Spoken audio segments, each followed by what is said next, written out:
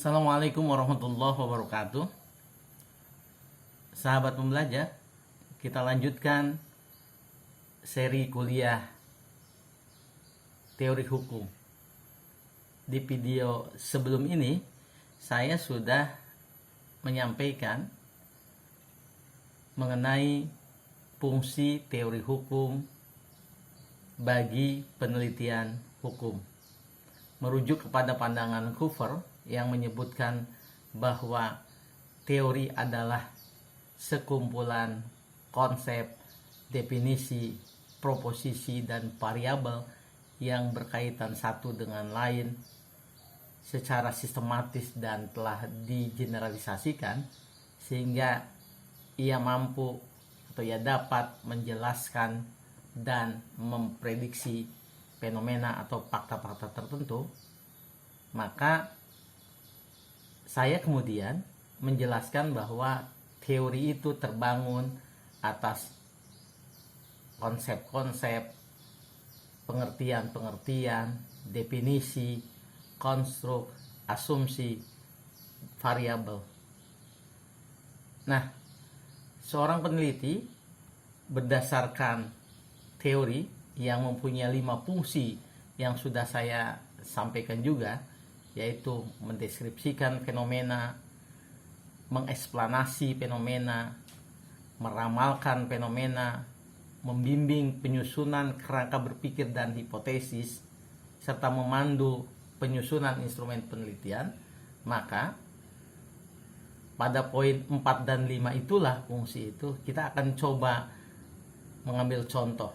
Dan kemarin contoh bahwa teori itu fungsinya membimbing penyusunan kerangka berpikir dan hipotesis serta memandu penyusunan instrumen penelitian, saya sudah menyampaikan contoh penerapan teori hukum dalam penelitian hukum.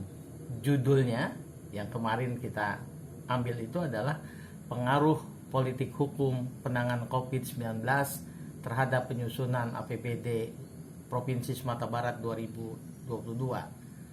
Dari judul ini, kemudian rumusan masalahnya, adakah pengaruh politik hukum penanganan COVID-19 terhadap penyusunan APBD Provinsi Sumatera Barat 2022? Hipotesisnya disusun. Ada pengaruh politik hukum penanganan COVID terhadap penyusunan APBD Provinsi Sumatera Barat 2022. Kemudian di atas dengan landasan teori-teori, peneliti itu menjabarkan variabel-variabel apa. Dari variabel itu lalu masing-masing variabel di breakdown, diturunkan. Masing-masing variabel itu mempunyai konsep, pengertian dari variabel itu. Nah, dari judul itu kita kemudian ada 2 menarik variabel, mengambil variabel, menentukan variabel, menyebutkan variabel dari judul itu.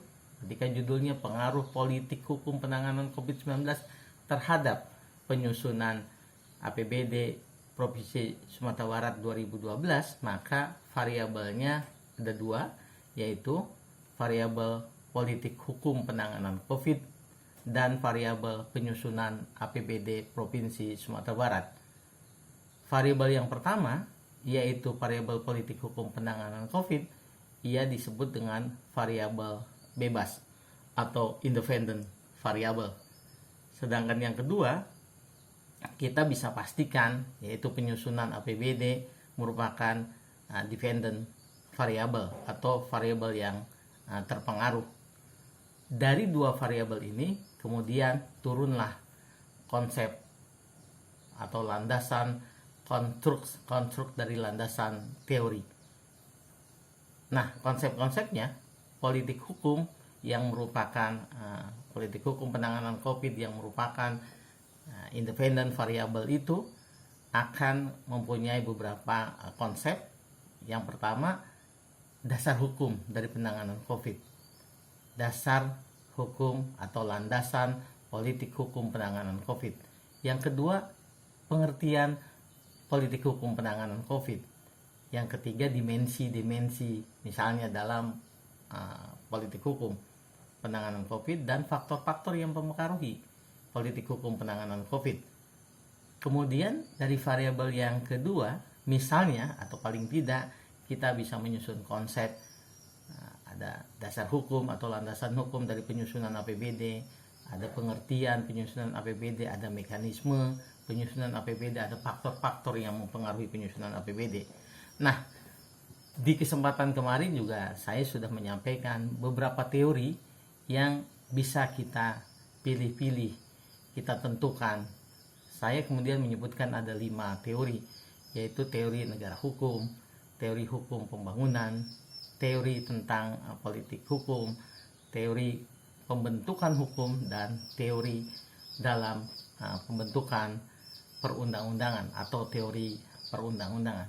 Sahabat, kita akan coba breakdown di bagian video ini. Kita akan jelaskan lebih lanjut mengenai 5 teori itu.